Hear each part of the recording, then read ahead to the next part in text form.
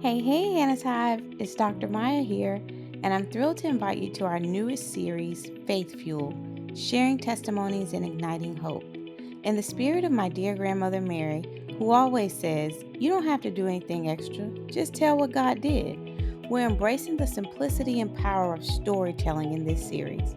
Your testimony, your unique story, is a beacon of hope, and we're here to amplify its impact. So why Faith Fuel? Because we believe that within each testimony lies the power to fuel someone else's journey. There's an incredible strength in sharing what God has done in your life. This series is a testament to the fact that your story, no matter how seemingly small or ordinary, can be the exact fuel someone else needs to keep going, to overcome.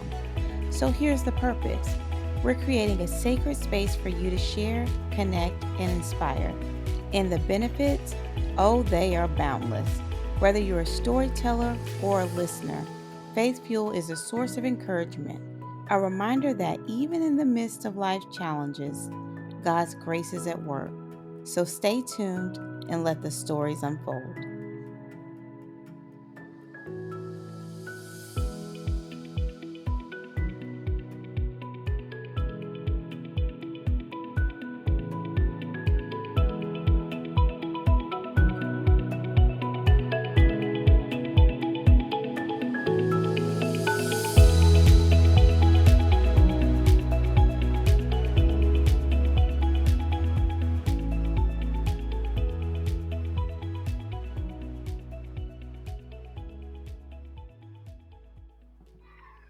Hey everyone, welcome to the Hey Hannah podcast. I'm your host, Dr. Maya Fields, but to my friends and those who know me well, I'm just Maya. I'm a higher education administrator, a mother, and a wife of 14 amazing years. But above all, I'm a Christ follower. This podcast is a special platform created to honor the memory of my beloved daughter, Hannah. It's here that I have the chance to have the conversations that I never got to have with her, to share the wisdom and love I wish I could have passed on. It's a reminder to cherish the precious moments we're given and a testament to the power of healing, hope, and personal growth. If you're someone who's seeking personal growth, inspiration, and practical advice to build a solid foundation for a successful and fulfilling life, this is a place for you. Join me as we honor Hannah's memory together. Laugh, cry, and learn. Get ready for a podcast that is so much more than you could ever imagine. The Hey Hannah podcast, healing hearts, one conversation at a time.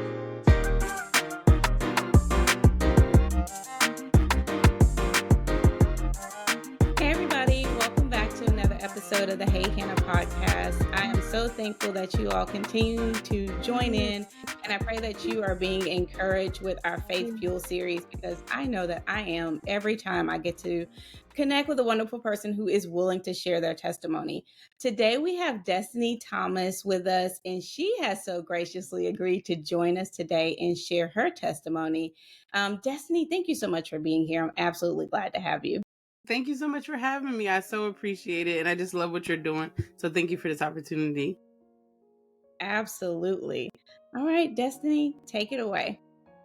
So hello, everyone. Once again, Hannah. Hey Hannah, thank you so much for having me on your podcast. I know that's not your name, but thank you so much. So my name's Destiny Thomas, and I do want to just start by kind of the beginning of my story. So in 2010, I was 21 years old, and I made the really bold and big decision to get married. Prior to getting married, me and my husband had discussed that we were not planning on having children for about 3 to 3.5 years because I was 21. He was only 23, and we wanted to kind of enjoy each other and live our lives. However, once we got married, we were doing things that married people do, and we found ourselves pregnant. And we were excited about it because we weren't in a position to take care of children. We just wanted to enjoy each other a little bit longer. But unfortunately, I actually miscarried and lost the baby, and was informed that it was due to my progesterone levels being too low. And I don't know in regards to who's listening, but if you've ever been in a predicament where you did lose a child, there's something that kind of goes off on the inside of you that's like, okay, now I have to try again because I want to make sure I'm not broken. I want to make sure I can leave a legacy to my husband, because now he has agreed to be my husband, and I want to be able to give him children, especially because my husband lost his father at a very young age, and so he wanted to be able to pass that legacy down. And so we tried for a year and nothing happened. We did not get pregnant again. And I have a very big family, so I was like, well, we don't have. I've never heard of infertility or anything like that. Just to go to my OBGYN to be tested, and that is when I was diagnosed with a condition known as polycystic ovarian syndrome, or PCOS, as a lot of people know it as. And I was really thrown because I had never heard of it before. um, and because it like I said, my family's really big. I never had heard of anyone that had infertility issues or anything like that. So it was all very heart shattering, I guess is the word to use for it, because I was like, why me? Why is this happening to me? What did I do? God, I've served you my whole life. I did it the quote unquote right way, right? I got married, I own a home, all those things. And that journey was for 3.5 years. And I wanted this so bad because well, I wanted it bad because I wanted a baby, but I realized on that journey that I was what I like to call an entitled Christian. And I didn't even, that's a term I made up, but I didn't realize it. But I only trusted God as much as He showed up for me. And that journey, infertility, really made me put my money where my mouth was. It really made me say, okay, do you really trust God? Do you really believe the words in the Bible that you're reading? Do you believe these songs that you're singing about Him being a good, good father? Or are you just saying it because you have tangible receipts of Him being these things? And I realized I didn't believe it. I didn't believe who He was. I only believed Him as much as I could control the narrative. And that was a really, really hard pill to swallow, because going through infertility, I actually didn't want anything to do with God at a certain point, because I'm like, you hate me. Like, you have me going through this. You have my body rejecting me. You have my marriage starting to fail because you're going through hormones. You're going through just a lot to go through infertility if you're going the way of the doctors. They're trying new medicines on you, just different things like that. And so it was a very, very tumultuous journey. It was very, very emotional. And then it even got to the point where God was like, you just want this to try to fix your marriage, but you have to deal with the stuff that's in it. The child's not going to fix it. And that is when I actually was introduced to what is now known as Prayerpy. And that was when God took me on an inner healing journey. And that's what Prayerpy is. It's a journaling inner healing method that God took me through to show me myself. And He basically backed me against a corner and was like, either you're going to deal with the abandonment and the rejection and identity issues you had from childhood, or you're going to end up in divorce and definitely not have a child, right? And so what that process looked like was, it was really me going to God and asking some really hard questions. My entire life I was taught you don't question God. God is sovereign. God is all knowing. He already knows how it's going to end. So no point of asking Him questions. But I had gotten so frustrated and so just upset on my infertility journey, because everywhere I turned around, somebody was having a baby. And I apologize, you guys may hear my newest baby cooing in the background. She's here with us, my last and final one. But I, like, people around me that didn't even know who the baby's father was coming up pregnant. It just was very painful. And so I just was so upset with God. And I was like, at this point, I mean, He's the only person who has answers for me. So I know they're saying don't question Him, but I got to ask Him something, And I've always been a person who articulated myself in written form. And so I just got a journal and I just created a diary for me and God. And I started with Dear God, and I just started to vent and just cry out and just get angry with Him. And maybe and this didn't start to maybe like the 2.5 year mark of my infertility journey. And so I begin to just vent and just pour out and just then close the notebook and go about my business. Because I had gotten to such a depressive and dark state, because I would just come home from work, I would lock myself in my room, and that would be it. Because at that time, my husband also took on a new job that required him to be gone all the time. And I had took on a new job at work that had me working 3:30 p.m. to 2 o'clock in the morning. And so we never saw each other, and just going through all that, it was just really bad.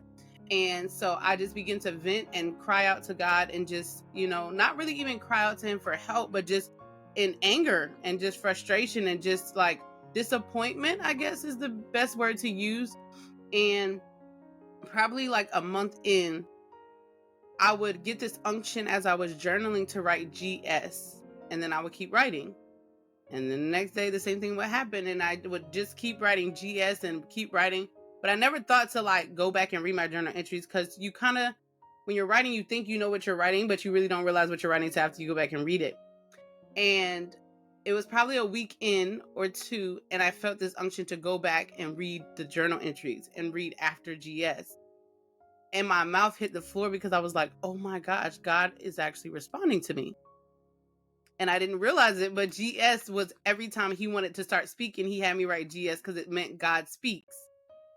And he was like comforting me, and he was reminding me that, I'm probably gonna get emotional, God. But he was reminding me that he truly has me in his wings, under his wings. He was reminding me that he didn't forsake me. He was reminding me that this was all in his perfect will.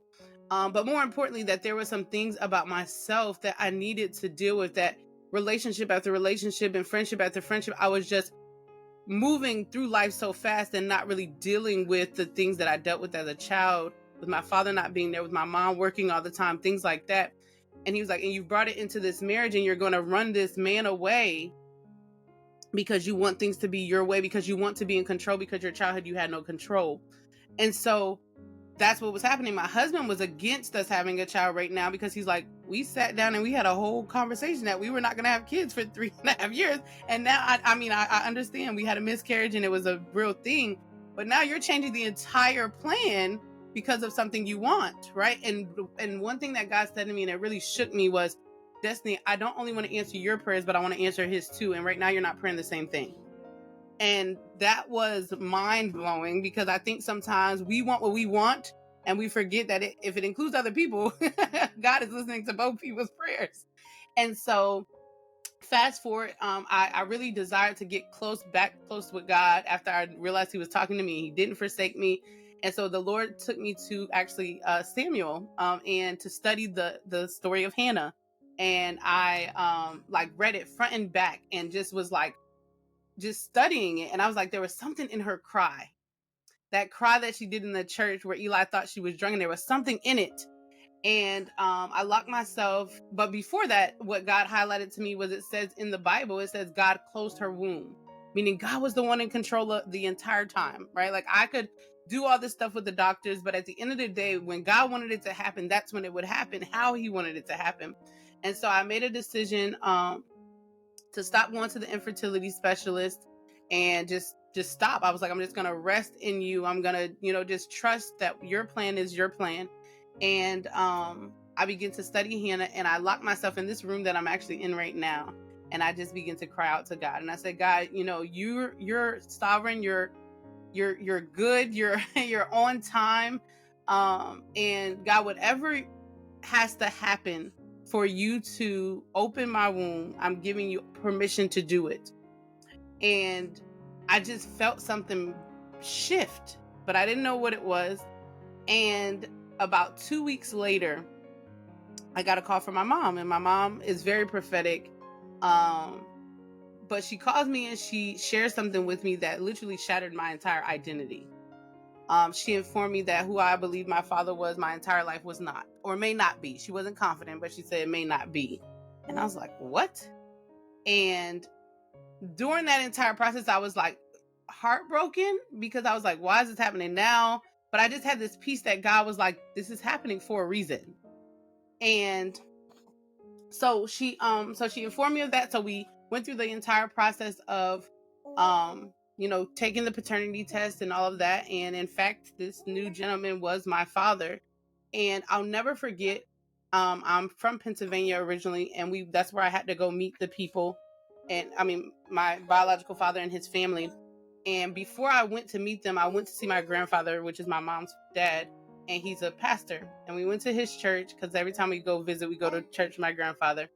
And he had one of his ushers come over, and she was like, are you Pastor Purcell's granddaughter? And I was like, yeah. And she was like, he asked me to come pray for you, but he didn't say what about. And my grandfather didn't know I was dealing with infertility. That's not really something you share with your grandfather, right? And I was like, well, listen, if my grandfather told you to pray for me, by all means, you can pray for me. And she came and she prayed for me. And I've been in church almost my whole life, and they always usually put their hand on your head, but she put her hand on my womb. And I was like, that's strange. And she began to pray, and she was like, God said, you are wondering why this is happening to you, but this is an answered prayer. This had to happen in order for the seed to be planted that you've been begging him to be planted in your womb to be open at just the right time. And I just bawled, and I just bawled and bawled and bawled and cried. And literally about 2.5 months after finding out that he was my father, my womb was open, and I found out I was pregnant after 3.5 years. But right before that happened, my mother called me, because me and my mom had a hard moment there, because I was like, what do you mean that's not my dad? Like, and so we went through that roller coaster. But my mom called me one day, and she was like, the Lord told me that you're about to get pregnant. And I was like, oh, okay, Mom, like, we're 3.5 years in, girl. Okay. And she was like, no, really. She was like, and the Lord told me the baby's going to be born on February 8th or February 28th. She said, but I think it's February 8th, because I kept saying 2828. And I said, okay, Mom. She's like, Destiny, whether you believe it or not, I need you to just say, God, I'll receive it if this is what you want to do. And I said, God, I receive it if this is what you want to do. And then I put on my calendar, because I had calendars everywhere of ovulation and all the things. And it said I would have to get pregnant in May. And I was like, Mom, I don't think this is going to happen, because I literally would have one day to get pregnant, because my husband was traveling for work and I was going on a girls trip to Atlanta. And she said, Destiny, say, God, if this is what you want to do, I receive it and you can do it. And I said it, and we hung up, and I completely forgot. And my first son, KJ, was conceived when my mom said, and he was born on February the 8th. And what was so powerful about that journey was not only that Prayerpy was born through it, because I am also now known as the Prayerpist, where I assist high achieving or high achievers with confidently being able to hear the voice of God so that they can realize their destiny and live in purpose as well. But I realized, or the Lord revealed to me, that all of my children were attached to my paternal father's bloodline. So my first son was conceived after I found out that he was my father. My second son was conceived after my paternal grandfather passed. He was born literally the day before he passed. And then my daughter, me and my grandmother, paternal grandmother, we had a little bit of an aunt. And the Lord said, when you rectify that, I'll give you the promise I gave you of a daughter. And me and my grandmother rectified, and now I have my daughter. And so I say all that to say, if you're somebody that's waiting on God, not even for a baby, right? But you're waiting on God for a husband, you're waiting on God for the job of your dreams, or just for peace and for happiness, I would say look in the mirror first, right? Because God is a whole God. God wants us to be whole. And there's some things that we delay because we choose to run from the mirror, right? I always say getting married and having children is agreeing to walk around with a mirror in front of your face all day of what God wants to work on in you, and being an entrepreneur, that too. But yeah, I now have 3 children, all healthy and all healthy. But yes, through that journey, God revealed to me Prayerpy. And like I said, it's a journaling process where you actually go before the Lord. It's a 6-step process, and it's not teaching you how to pray, but what it does is it really, there are some key components in prayer that we usually miss depending on how emotional we are, or just the state of our emotional.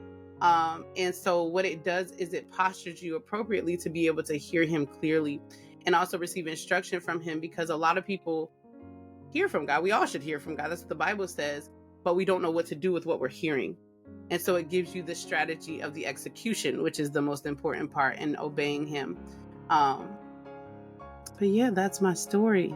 Oh man, Destiny, thank you so much for sharing. I feel like I'm over here like waterworks, just just listening, and it just really touches my heart, the evidence of God, being there in caring about the things that you care about. And that just really is what tugged at me the most. So I am so thankful to God for your blessings. And I know so many other people are going to be blessed by your testimony. And what was even birthed as a result of your testimony? Can you tell us just a little bit more about, I know you mentioned like Prayerpy is a 6-step program.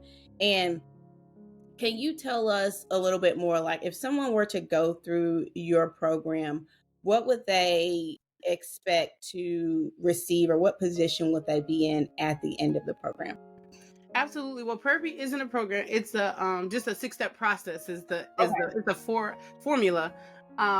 But what people have received when they come through a Prayerpy session or actually go through my program, which is Purposeful Prayer, where we do Prayerpy, is clarity, instruction, direction, and alignment. I think alignment is the biggest piece, because the reality is, in the world that we live in, society has taught us that we get to choose our lives, but that's not true at all. We were all placed here for a plan and a purpose that was directed and orchestrated by God. And so I found in Prayerpy and in Purposeful Prayer, when we align with God's will for our life, with His vision, then we'll see a lot of things begin to manifest. And I'm careful about using that word, but you get my what I mean by when I say that. And so in Prayerpy, what you get in an actual session, what you get is you get clarity. You get your confidence built, that you hear from God on your own, and that you don't need a middleman to hear from God, because He's a good Father who doesn't ignore you, right? And so we work on building your confidence and your ability to hear the voice of God, but also to get instruction of how to actually obey Him.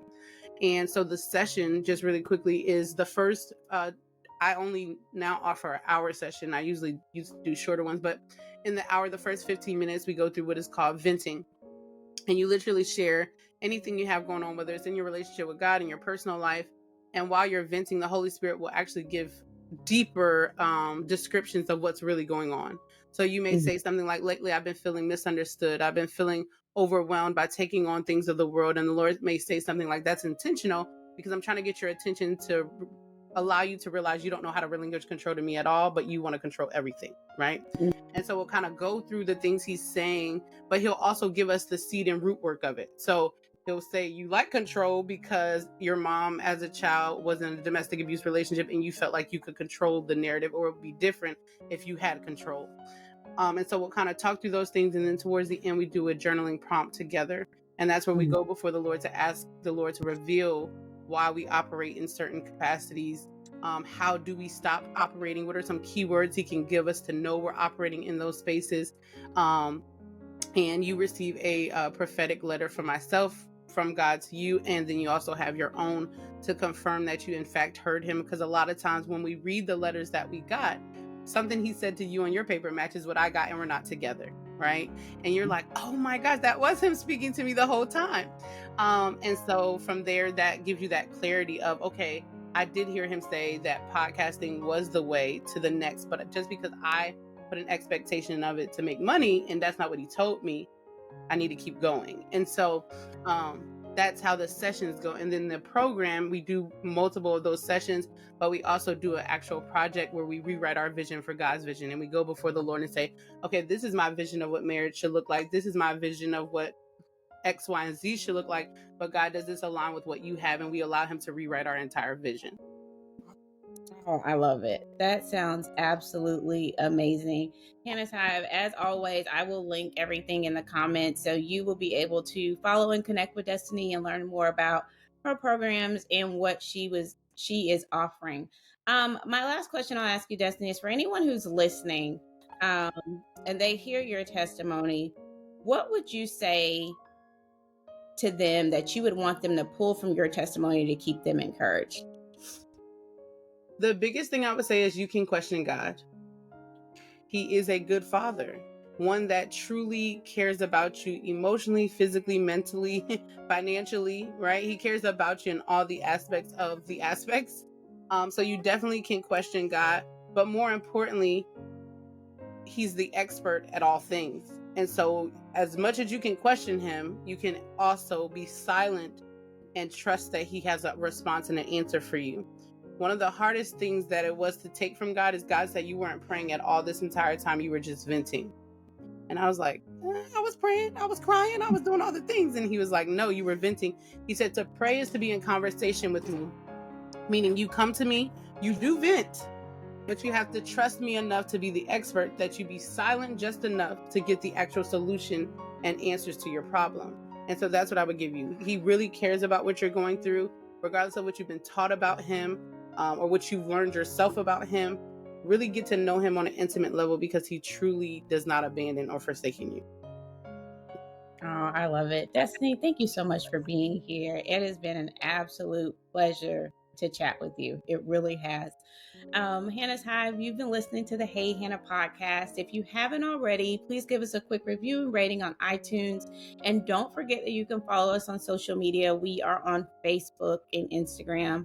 We will be here the same place, same time next week, everybody. And until next time, take care. That's it. I'm out of here. Thank you so much for joining us on this episode of the Hey Hannah podcast. We hope that you found inspiration, insight, and encouragement in our conversation today. If you enjoyed this episode and want to stay connected with us, be sure to like, subscribe, and review the Hey Hannah podcast. Your feedback helps us reach more people and spread our message of love and wisdom. You can also follow us on social media at Hey Hannah Podcast. Find us on Facebook, Instagram, and TikTok to stay updated on all the latest episodes, behind-the-scenes exclusives, and engaging content. And for those of you who prefer the visual experience, catch the video versions of our podcast on our YouTube channel. Just search Hey Hannah Podcast and hit that subscribe button to never miss an episode. For even more Hey Hannah goodness, visit our website at www.heyhannahpodcast.com.